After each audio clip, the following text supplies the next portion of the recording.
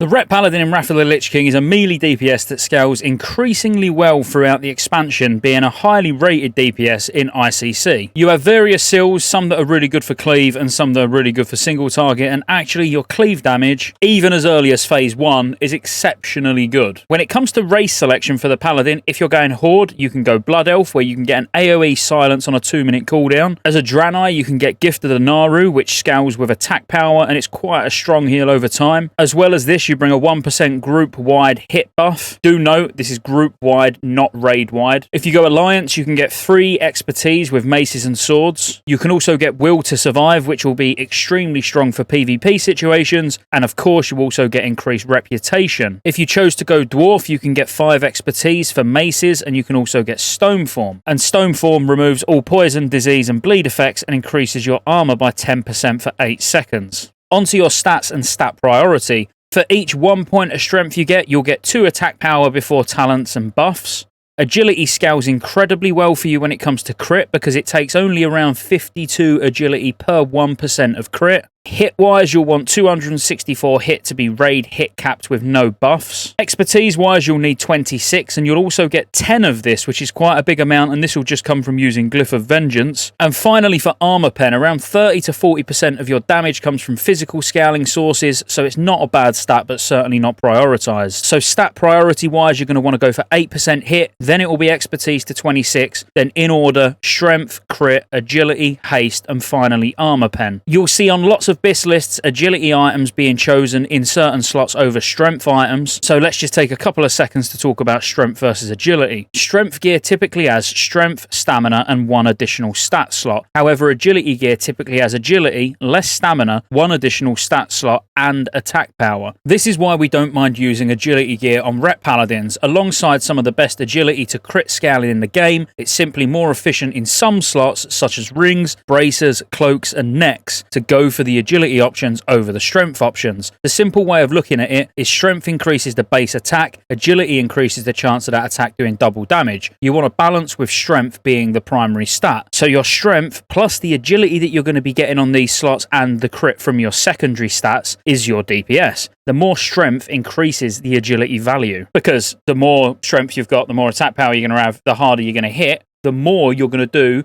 from the crit. When it comes to the talents you're going to choose, I'll put a link to both specs in the description below. But you basically have an Aura Mastery build or a Divine Sacrifice build. Now, the Aura Mastery build will probably be the go-to for most people in terms of personal DPS, because the Divine Sacrifice build is typically a 1 to 2% DPS loss, but with the Divine Sacrifice build, being able to bring that 20% raid damage reduction for 6 seconds is obviously going to be very strong. As mentioned before, check the description for links to these builds, because we're not going to go over every talent in this video because we want it short, concise, and mainly not bore you. So some changes are possible. The 2 points in Improved Lay on Hands could be flexed into Vindication, for example, to apply the attack power reduction. You could also put it in Improved Blessing of Might if there's no one in the raid to bring this. And if you're solely raiding, the vast majority of the time you're going to be using Seal of Vengeance, and for short burst, Seal of Righteousness is actually really good, so you could even drop Seal of Command if you wanted to. I personally wouldn't drop Seal of Command because I like using it in heroics and stuff like that. And then for the Divine Sacrifice build, it would look like this, and the main thing we are wanting to get down to is Divine Guardian, so you can bring that 20% damage reduction for 6 seconds across your entire raid. There are some sacrifices, however, to get in this, like losing some points in Seal of the Pure, which is going to reduce your damage with Seal of Vengeance and its Judgment effect, and you're highly unlikely to pick up Seal of Command as well, because you just do not have enough points. But as previously mentioned, just picking this spec exactly, you're going to lose about 1 to 2% over the Aura Mastery build, but for progression, being able to bring Divine Guardian is just going to be worthwhile. For major glyphs, you've got Judgment, which increases the damage of your Judgment by 10%. You're going to want to use this at all times. You've got Glyph of Vengeance, which gives 10 expertise rating whilst you're using Seal of Vengeance or Corruption. This is also essential until you at least get expertise from other means, if you ever do. Exorcism gives you 20% more exorcism damage. This would likely be a replacement for Seal of Vengeance once you were expertise capped and didn't need need it anymore. Seal of Command can be quite a good one, giving you 8% base mana back when judging Seal of Command. This is actually fantastic for sustained cleave and dungeon content. Consecrate is also a really good one, increasing the duration and cooldown of Consecrate by 2 seconds. You want to keep this on at all times because it don't only help with the rotation, it also eases any mana issues you might face. For minor glyphs, you've got Sense Undead, which is pretty much mandatory because it increases damage by 1% against undeads whilst you're tracking them, which is perfect for Nax and ICC. Lay on Hands reduces the cooldown of your Lay on Hands by 5 minutes. Pairing this with improved Lay on Hand talent reduces it to an 11-minute cooldown. Blessing of Might, Kings or Wisdom increases the duration of the blessing if cast on yourself. If you've got improved Blessing of Might in talents, you're definitely going to be picking Might, but I would say all around, even if you do or don't, you'll still probably pick up Blessing of Might as one of your minor glyphs anyway. For the rotation, the Ret Paladin uses a priority rotation system using the highest available spell on the priority list. This list goes in order: Judgment, Hammer of Wrath, Crusader Strike, Divine Storm,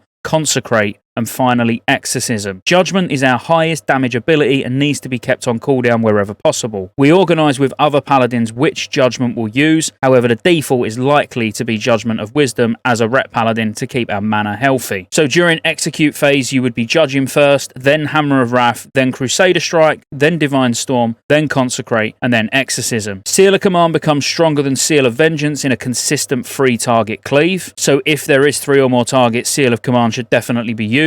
Seal of Righteousness can be used on very short fights as it's exceptionally bursty. So if you've got small lads that are going to die very fast, Seal of Righteousness can actually be very strong for this, because if you're about to Divine Storm on a small pack of ads that are going to die very quickly, Seal of Righteousness can proc on all of them. Seal of Vengeance is the typical single target or even 2 target seal where you'd aim to keep this up on one or both targets for the entire duration of the fight. Holy Wrath is usable if you have no other abilities on the priority list and is superb at stunning undead and demon trash. So brilliant, obviously, in Nax. Divine Plea is not to be underestimated. Consistently keeping up Consecrate on a fight may lead to mana issues. Keeping Divine Plea on cooldown as much as possible will assist in keeping your mana healthy. Avenging Wrath increases the crit chance of your Hammer of Wrath by 50% during its duration, so it's best to pair it with an Execute phase if possible. Using it once Seal of Vengeance has stacked up 5 times is also preferable for maximum damage at the start of a fight. In an ideal situation, you want to be using it at the start once you've got a 5 stack of Vengeance up and getting to use it again during the Execute phase, so it really benefits that Hammer of Wrath. When we go back to looking at the priority list of Judgment, Hammer of Wrath, Crusader Strike, Divine Storm, Consecrate into an Exorcism, you should always be using Exorcism with your Art of War procs. The only time it's acceptable to hardcast an Exorcism is if you're stood at range and you've got nothing else to do. When it comes to tier sets, there's nothing too notable to speak about other than your 2-piece tier 10, which obviously you're not going to get until Ice Crown, but it gives your melee attacks a 40% chance to reset the cooldown on Divine Storm. Once you get this 2 set, it will then move Divine Storm into 2nd position on the priority list. So it would now go Judgment, Divine Storm, Hammer of Wrath, Crusader Strike, Consecrate, and finally Exorcism. Some final notes on what you will bring as a Ret Paladin to your raid. So you'll bring Hand of Salvation, reducing threat on a target by 2% a second for 10 seconds. You've got Hand of Protection, which you can put on casters. They can continue to DPS, but they're immune to physical attacks for 10 seconds. You can literally save somebody from a death using this ability. Hand of Sacrifice transfers 30% of the damage taken to you. Hand of Freedom grants immunity to movement impairing effects for 10 seconds. Lay on Hands restores 100% of the Paladin's maximum health to the target and gives them 2k mana as well. Swift Retribution causes your auras to increase casting range and melee attack speeds by 3%. You bring the Replenishment effect, which regens 1% max mana per 5 seconds for 15 seconds to 10 party or raid members. Sanctified Retribution is going to increase your raid's damage by 3%. Heart of the Crusader is going to cause your Judgment spell to increase the critical strike chance on all attacks made against the target by 3%. And then, of course, things like Judgment of Wisdom, which regen mana, Judgment of Light, which regen health, Vindication if you choose to take it, which reduces the target's attack power, Divine Sacrifice with Divine Guardian talents to actually reduce the amount of damage people take by 20% for 6 seconds, or a Mastery, which paired with Concentration Aura can actually grant an immunity to silence and interrupt effects for your raid. Hammer of Justice, which is also an interrupt if used against non-stunnable targets. And of course, excellent off-healing utility because you'll always have Art of War procs going off while your Exorcism's on cooldown, so you can always throw around a flash of light. And that's the Ret Paladin in as